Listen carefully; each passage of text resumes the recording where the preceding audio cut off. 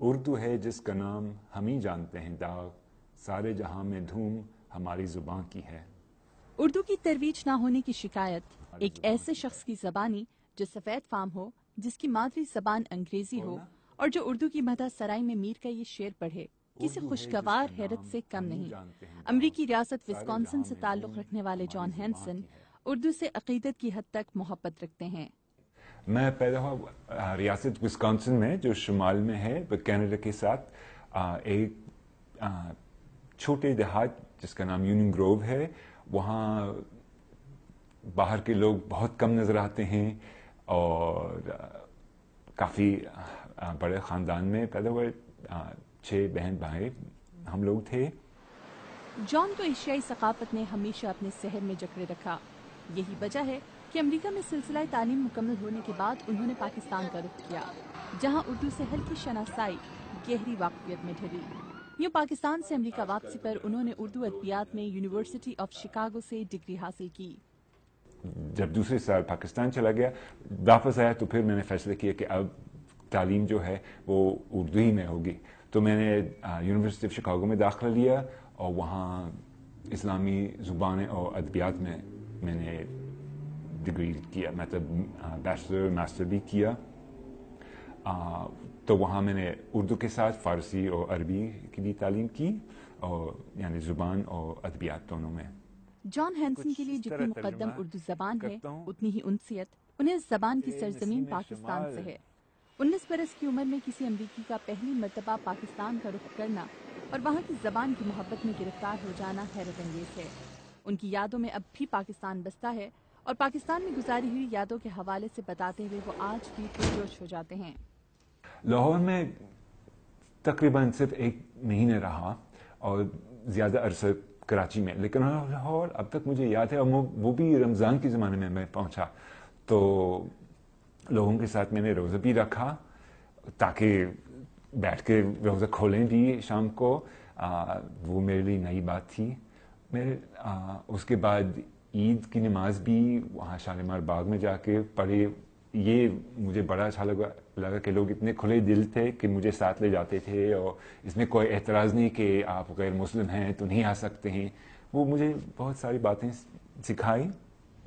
زبانوں سے محبت نے جان ہینسن کو مترجم کا شعبہ اپنانے کی جانب راغب کیا۔ یوں وہ IMF میں بطور مترجم اپنی خدمات سر انجام دیتے ہیں۔ دوسری زبانوں سے انگریزی اور انگریزی سے مختلف زبانوں میں تراجم کرنا ان کے دفتری امور میں شامل ہے۔ یہ بات قابل تحسین ہے کہ جان ہینسن اردو زبان کے ساتھ ساتھ دیگر 14 زبانوں پر بھی مکمل عبور رکھتے ہیں۔ مجھے تقریباً 13 سال ہوئے۔ میں یہاں ایک شعبے میں کام کرتا ہوں جس کا نام ہے لسانی خدمات کا شعبہ۔ تو ہم مختلف قسم کے ترجمے مختلف زبانوں میں، کتابیں، رسالے وغیرہ بہت ساری چیزیں نکالتے ہیں شائع کرنے کے لیے۔ مترجم کی حیثیت سے یہاں کام کرتا ہوں، کئی مختلف زبانوں سے انگریزی میں ترجمہ کرتا ہوں۔ سب سے زیادہ کام 80-90% تو عربی سے ہے، اور پھر میں فارسی، ہسپانوی، فرانسیسی اور کبھی کبھی اردو، کبھی ہندی سے بھی کرتا ہوں۔ یہاں تاجیکی زبان الگ زبان مانی جاتی ہے، وہ ایک قسم کی فارسی ہے، تو اس طرح۔ دفتری مصروفیات کے علاوہ جان ہینسن اردو زبان سے اپنا رابطہ استوار رکھنے کے لیے باقاعدگی سے اردو اخبارات کا مطالعہ کرتے ہیں۔ ان کے گھر میں ایک گوشہ اردو ادب کی کتب کے لیے وقف ہے کہ اردو ادب پڑھنا انہیں بہت پسند ہے۔ سب سے پہلے میں یہ بات کہوں گا کہ میری تعلیم زیادہ گہری نہیں ہے، زیادہ وسیع نہیں ہے۔ صحیح ہے کہ میں نے ایک حد تک تھوڑا بہت پڑھ لیا، لیکن شاعروں میں تو ضرور غالب سب سے زیادہ پسند ہے، اور نثر میں تو شاید انتظار حسین، قرۃ العین حیدر۔ زبانوں سے محبت نے جان ہینسن کو سیاحت کا شوق دیا۔ ایشیا سے ان کی وابستگی کا اظہار ان کے گھر میں رکھے خطاطی کے مختلف نمونوں سے ہوتا ہے۔ ہاں، ہمیشہ سے مجھے دلچسپی ہے ایسی چیزیں جمع کرنے کے کہ عربی خط مختلف طریقوں سے مختلف مادوں پہ بنا ہوا۔ مثال کے طور پہ یہ سب سے پہلے میں نے پاکستان سے لیا سن 72 میں، میرا خیال۔ یہ دیکھیں، یہ بانس سے کٹا ہوا، ماشاء اللہ، لا حول ولا قوت، بسم اللہ وہاں پر۔ پھر یہ والا یہ میناکاری کا مثال ہے، یہ مصر سے لیا ہے ماشاء اللہ، مختلف رنگوں کا. یہ دیکھیں یہ لکڑی سے بنا ہوا، یہ لبنان سے آیا ہے اور ایک عیسائی دعا ہے عربی زبان میں. عربی زبان میں عیسائی دعا. جی.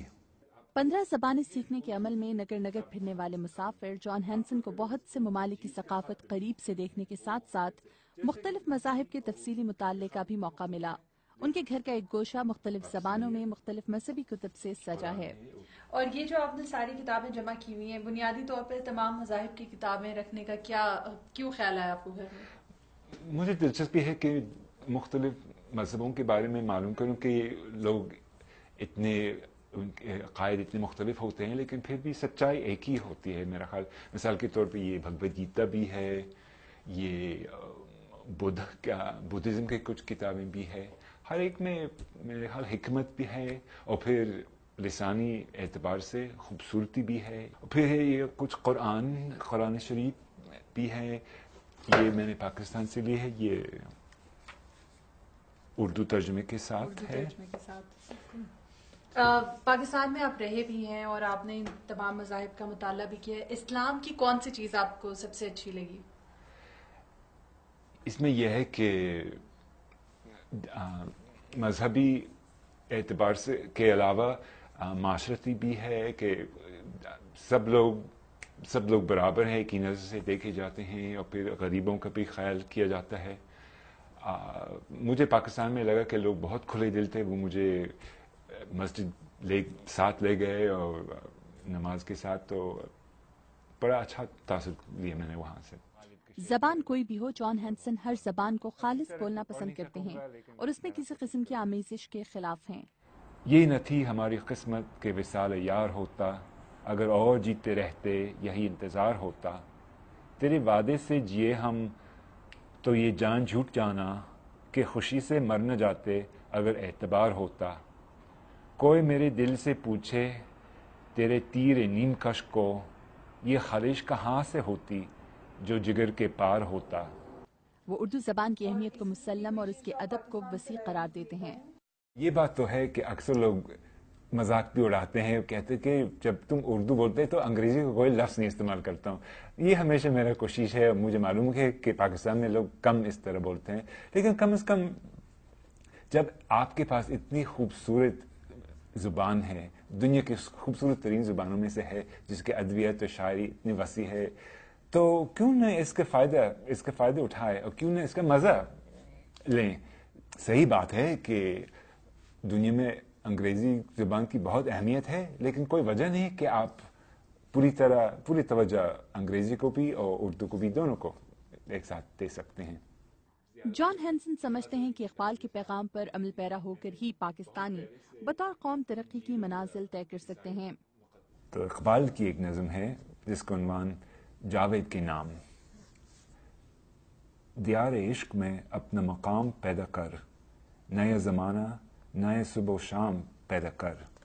خدا اگر دل فطرت شناس دے تجھ کو، سکوت لال گل سے کلام پیدا کر. اٹھا نہ شیشے گران فرنگ کے احساں، سفال ہند سے مینا و جام پیدا کر. میں شاخ تاک ہوں، میری غزل ہے میرا ثمر، میرے ثمر سے میں لال فام پیدا کر.